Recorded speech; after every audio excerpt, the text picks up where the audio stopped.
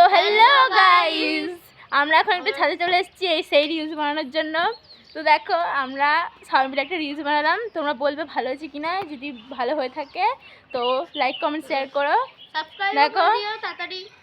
তাড়াতাড়ি তাহলে আরও ভালো ভিডিও আসবে তোমার সাথে। এই যে দেখো, এর নাম হচ্ছে দোয়েল, এটা আমার বোন, নিজের বোন সৌমিতা, এরাও আমার বোন। আর এই যে এই মালটা হচ্ছে টুসু, ছাপড়ি বয়।